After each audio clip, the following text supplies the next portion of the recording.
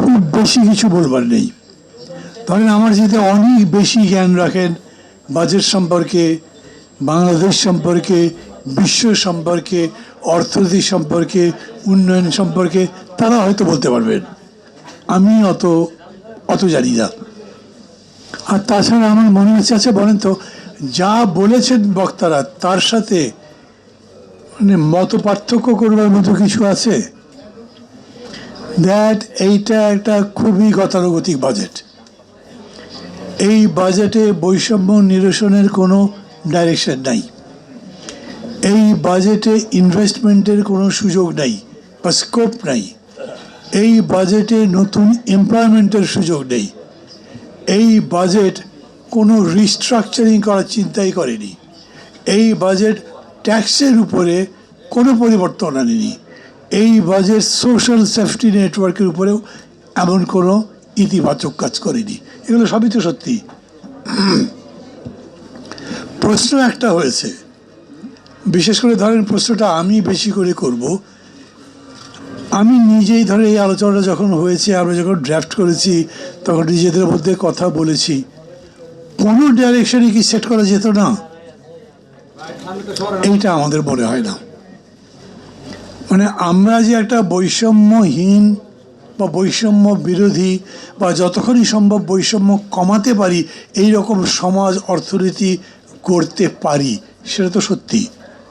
Over the years, এক বছরে হয়তো হবে না, একটা সরকারের আমলে হয়তো হবে না, কিন্তু সময় লাগবে।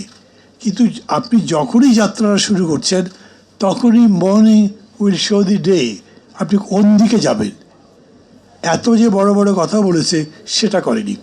ডাক্তার মোশতাক বললেন না, এরা সবচেয়ে বেশি সংস্কার করে, অথচ বাজেটের মধ্যে কোনো সংস্কার নেই, অর্থনীতিতে কোনো সংস্কার নেই, টাস্ক ফোর্সের কোনো দাম নেই, পুলিশে কি সংস্কার হবে সেটা আমাদের জানতে দেয় না, শিক্ষার উপরে সংস্কারের প্রস্তাবনা নাই, কোনো কমিটি নাই।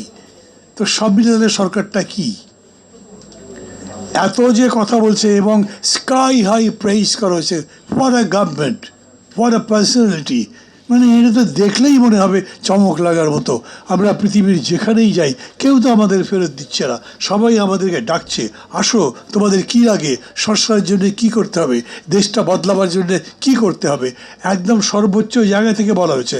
অথচ দেখলেন এই পাচার করা অর্থ ফিরিয়ে আনবার জন্য ইংল্যান্ডে গেলাম, ইংল্যান্ডের প্রধানমন্ত্রী কি আচরণ করলেন?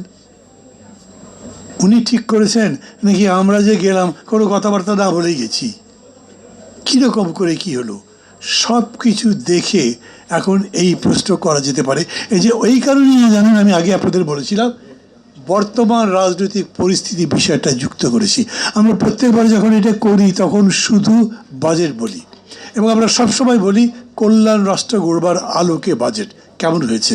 কিন্তু এইবার রাজনীতির কথা বলেছি এই কারণে, একটা বিখ্যাত কথা আছে, politics is the commander of the society. অর্থনীতি বলেন, সংস্কৃতি বলেন, ক্রীড়া বলেন, যাই বলেন, রাজনীতি তার নিয়ন্ত্রক, রাজনীতি তার